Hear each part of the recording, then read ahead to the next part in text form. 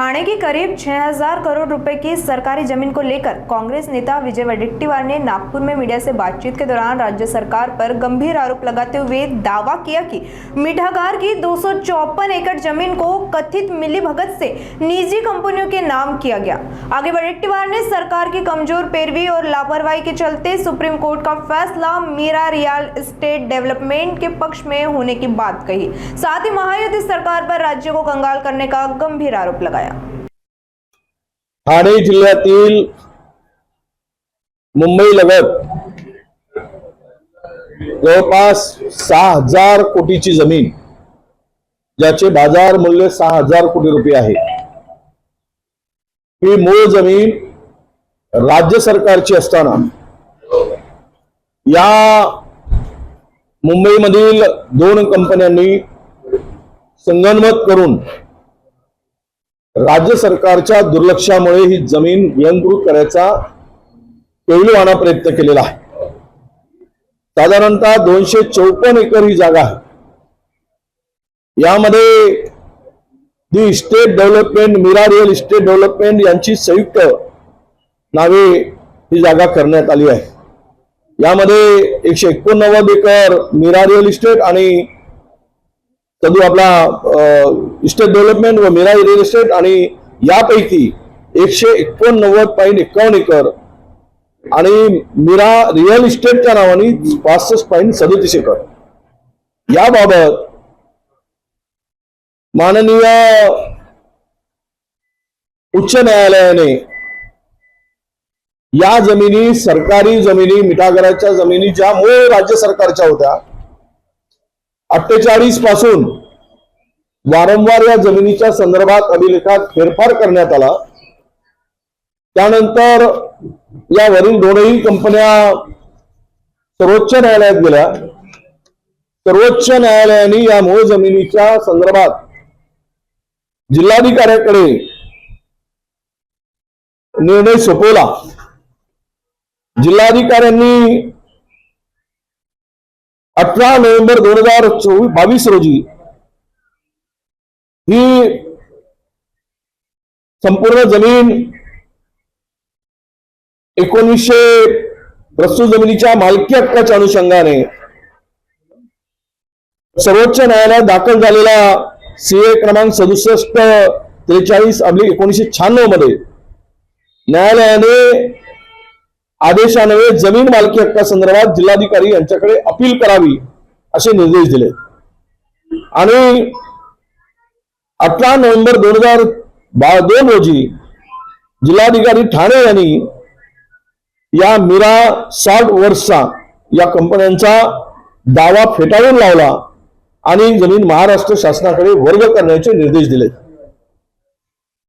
उक्त जमीन जिल्हाधिकाऱ्यांच्या निर्णयाविरुद्ध 8 ऑक्टोबर 2010 रोजी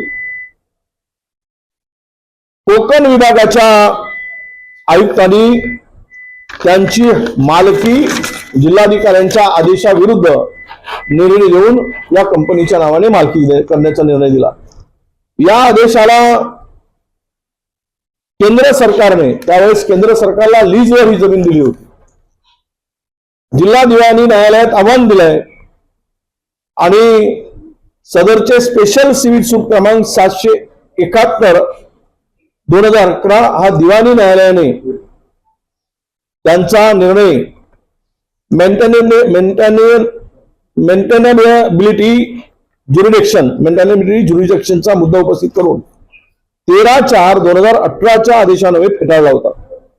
आता उक्त जमीन 2018 आदेशाविरुद्ध सदर जमीन कंपनीने उच्च न्यायालयामध्ये अपील दाखल केली आणि दुर्दैवानं 6000 कोटीची मूळ मालकी असलेली ही जमीन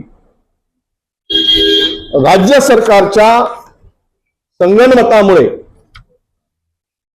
राज्य सरकारच्या हातमिळवणीमुळे 6000 कोटीच्या मालकीची निर्णय सर्वोच्च न्यायालयाने घेतला। याचं कारण राज्य सरकारने वकील हे झोपा काढत होते। हे सर्व रेकॉर्ड असताना हा रेकॉर्ड कोर्टापुढे का मांडला गेला नाही, न्यायालयापुढे का आणला गेला नाही, जर भक्कमपणे चांगले मोठे वकील नेमून ही बाजू जर मांडली असती तर कदाचित सर्व उच्च न्यायालयाचा निर्णय या संदर्भात कंपनीच्या बाजूने लागला नसता.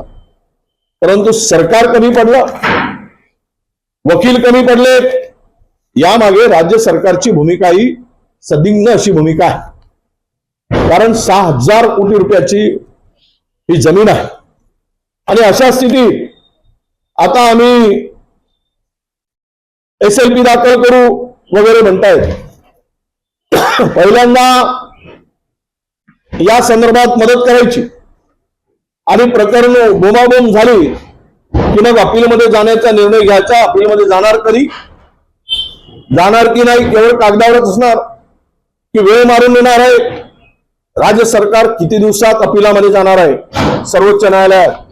एकीकडे राज्य डबघाईस आलेला आहे, आर्थिकदृष्ट्या राज्य संकटात आहे आणि अशा वेळेस राज्यावर कर्जाचा डोंगर वाढत असताना अशा प्राईम लोकेशनच्या जागा बिल्डरच्या, डेव्हलपरच्या मोठ्या प्रमाणामध्ये त्यांच्या घशात घालण्याचं काम महाराष्ट्राचं महायुतीचं सरकार करत आहे आणि राज्याला कंगाल होण्याच्या दृष्टीने पुढे नेत आहे असा आमचा आरोप आहे. म्हणून माझी स्पष्टपणे मागणी आहे की तातडीनं मोठे लायर लावून या